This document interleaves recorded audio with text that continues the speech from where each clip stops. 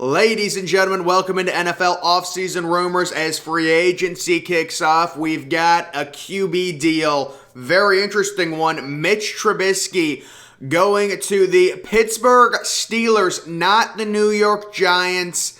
Now, I'm going to explain what I think the Steelers' philosophy is behind this move in a second, but apparently it's a 2-year contract with the Steelers. I personally believe this signals to me that the Steelers will 100% draft the quarterback in this upcoming 2022 draft in April, whether it's a first-round quarterback or a second-round quarterback. They're going to invest into a young option, and then it's going to be whoever that young quarterback is versus Mitch Trubisky in a QB battle. They'll determine if the young quarterback is ready to start. If he is, they may not even have Mitchell Trubisky start, which at that point, he's still a very viable backup, but this, obviously is not a franchise solution or anything like that. This signals to me, them getting Mitch Trubisky signals to me, they like some quarterback in the draft, and they're going to do whatever it takes to get that quarterback. We've heard Malik Willis has been linked to the Steelers. It's going to be pretty tough to get Malik Willis at pick number 20. They're probably going to have to trade up, considering he is now pretty much the consensus QB1 around the NFL. Maybe a guy like Kenny Pickett, he played at Pittsburgh. We've got a match made in heaven or hell if you're a Colts fan. Ian Rappaport confirms the Colts are interested in trading for Jimmy Garoppolo. I feel bad. I feel bad for Colts fans. I do not understand. So to me, going from Carson Wentz to Jimmy Garoppolo is like going from Coke to Pepsi. There's just not a sizable difference. The trade with Carson Wentz, there were some weird reports with Carson Wentz where the Colts owner was not happy with him. Apparently he was a bad teammate, which really surprises me. You take a look at like Carson Wentz, he doesn't give off that vibe, but this signals to me that the Colts just didn't like Carson Wentz as a person. It really didn't have much to do with the fact that, we want to upgrade the QB position. They just did not like Carson Wentz. They thought he came off bad to teammates. They thought he wasn't a leader. They thought he turned the ball over too much or was too reckless with the ball. Those were the reports. And now they're trying to trade for Jimmy Garoppolo, and you match him up, Carson Wentz versus Jimmy G. Who's better? I couldn't even tell you. I would probably lean towards Carson Wentz is better than Jimmy G, but again, this signals to me the Colts were so pissed off with how Carson Wentz, how he acted in the locker room, which again is surprising. You look at Carson Wentz, he does not seem like the type of guy to really be an ass, but apparently that's the way he was acting. They just wanted to get rid of him, and now they're going to make a completely lateral move, trading for Jimmy G. I don't know what Jimmy G's contract situation looks like, but it can't be for too many more years. Either way, if you're a Colts fan, at this point, there's a few different routes you could go. You could try and trade for Derek Carr. You could go the Marcus Mariota route where you do the whole sign Marcus Mariota, start him, maybe draft a quarterback, although you don't even have your first round pick. This seems like the most logical route if they want to contend next year. I put that in quotation marks because with Jimmy G as your quarterback, literally everything is going to have to go perfect for you to win a Super Bowl.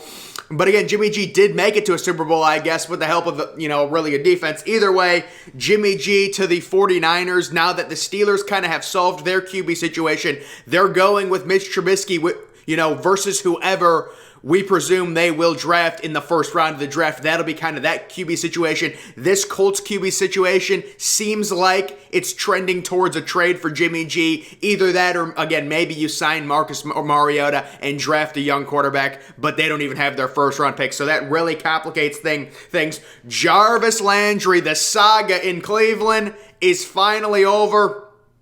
Landry gets released. The Browns save $14 million. They needed to do this. After taking on that Amari Cooper salary of around $20 million, they get $14 million back in salary cap relief by releasing Jarvis Landry. I have heard Packers might be interested in Landry.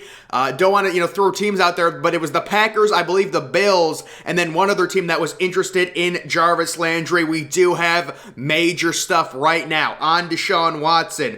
Deshaun Watson is expected to meet with both the Panthers and the Saints over the next 48 hours. He wants to see the pitches. He has to approve the trade. He has a no-trade clause. It's a unique situation where Deshaun Watson demanded a trade, but he still has to approve of the trade. So these two teams seems like they're ready to go. They're ready to give up multiple first-round assets, potentially 3 first-round picks and a few young players. That's the asking price right now for Deshaun Watson.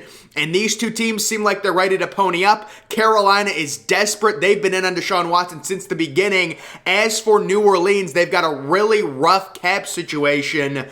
But I'm sure if they could get Deshaun Watson, they would make it work. They would cut guys. They would restructure. We know how people, these teams, these GMs manipulate caps every single year. So they would make it work. It's one of those weird situations where you're like, if you're Houston, you want to take the best trade available, but if Deshaun Watson doesn't okay it, will you still be able to, make the trade?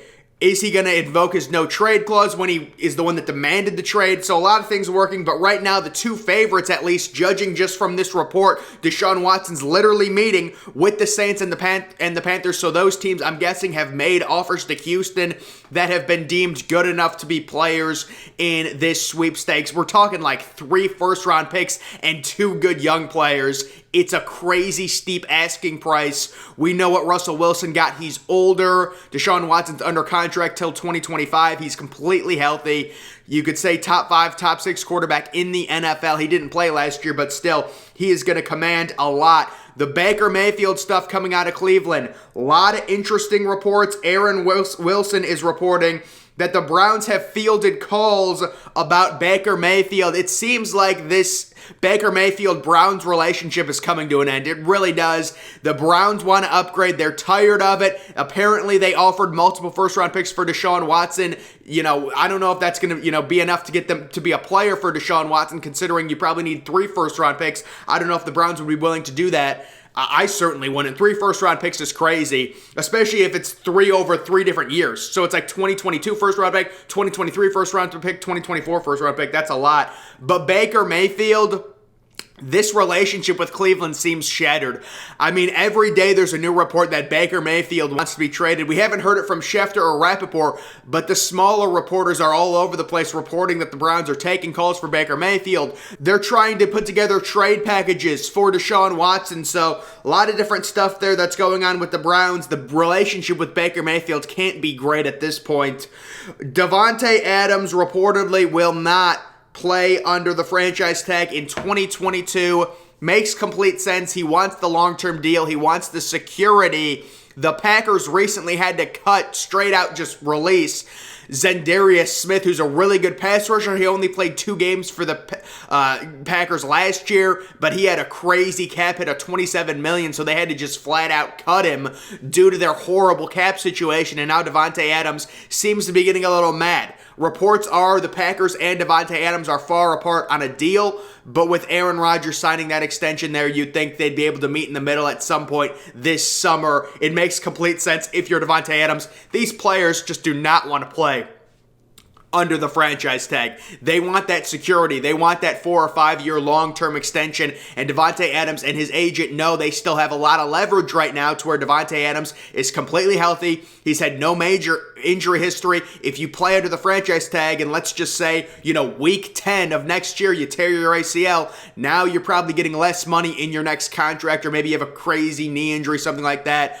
That's why these players, like right now, Davante Adams knows his worth. He knows he can go and get 4 or 5 years at $25-30 million per year on the open market. So him and his agent are going to be like, listen, we don't want to hold out. We don't want to make this difficult.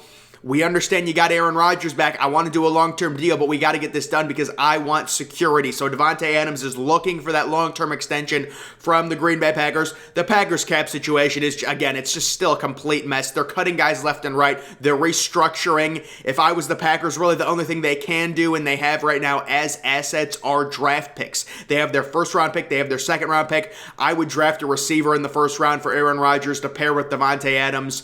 But Aaron Rodgers going back to the Packers. Obviously, I got that wrong. I thought he was leaving, but it makes no sense to me. But guys, one thing I did get right, I said it basically the day after it broke, on February 1st or February 2nd. The Tom Brady retirement, in one word, complete charade. complete charade. I think his wife probably made him do it, and he knew he was coming back. And you had Tom Brady 2 weeks after his so-called retirement on his podcast on a Monday night coming out and saying, never say never. That was 2 weeks after his quote-unquote retirement. And now, a month later, he's back.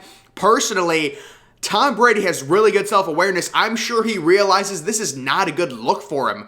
It just comes off as such a baby, childish charade where you retire and you put out a whole statement, and it was kind of half-assed, I'll be honest, but still, he puts out the statement, he says he's retiring, everyone makes their videos, it's so crazy, Tom Brady, the GOAT, is retiring, he's done, they all give him tributes, things like that, and then we're not even into the summer, and he announces he's coming back. It's not even like he waited until June or July. That's when many people thought he was going to wait till.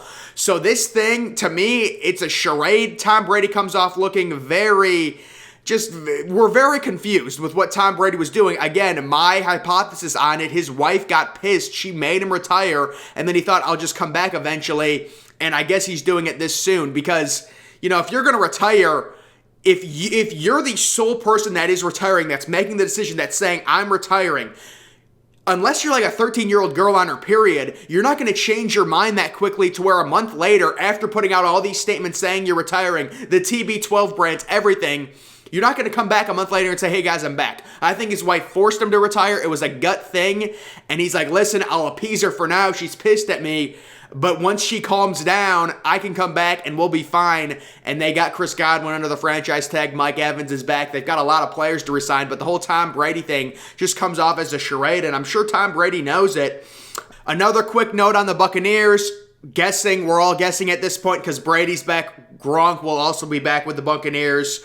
The Buccaneers hope to re-sign free agent Gronk. That just came out. Also, Za'Darius Smith, the hybrid pass rusher that I was just talking about that the Packers had to cut due to salary cap issues. He's still a very good player, but he was $27 million against the cap. The Ravens reportedly are teams pursuing Za'Darius Smith along with the Cleveland Browns. And if the Browns, depending on what happens with Jadeveon Clowney, if they lose Clowney to free agency, this would be a nice guy to be able to take his place opposite Myles Garrett as kind of a hybrid pass rusher. So we'll see what happens there. Free agency just getting going. We've got deals left and right. But the big news, Mitchell Trubisky going to the Steelers. Steelers fans a little confused. If I was a Steelers fan, I would say, listen, this tells me we're going to go draft a quarterback in the first round, whether it's Malik Willis, whether we have to trade up for someone, and then it's going to be a rookie QB against a Mitch Trubisky battle, and maybe Mitch Trubisky starts the first few games of the regular season, and then the rookie gets inserted, or the rookie just wins the job outright, and Mitch Trubisky is a really good backup. Those are the two situations for the Steelers. The Deshaun Watson thing, right now the top two contenders, it's going to be the New Orleans Saints, and it's going to be the Carolina Panthers, who have been in on Deshaun Watson since the beginning. If I had to pick a team that I think is going to land him, it would be Carolina. Carolina is the one team that we consistently hear on top making aggressive offers for Deshaun Watson. That's not saying they're definitely going to get him, but I'm just saying that is the one team we keep hearing. And then the whole Baker Mayfield thing is the situation with Baker Mayfield and the Browns fractured. It's clear as day the Browns want to upgrade that position. Will they be able to find a quarterback that is a legitimate upgrade over Baker Mayfield as he goes into his final year of his contract with the Cleveland Browns? Then Tom Brady, the sham retirement, coming out looking really bad. I said it the day after he retired. I said he's coming back. This is so ridiculous. It's a charade. That's exactly what it ended up being. He is officially back for at least one more year. Not surprising at all, ladies and gentlemen. We are just getting started with NFL free agency. Make sure you're following me on Twitter. Link to that's always in the description. I'm, of course, the Depressed Ginger. Thank you for watching.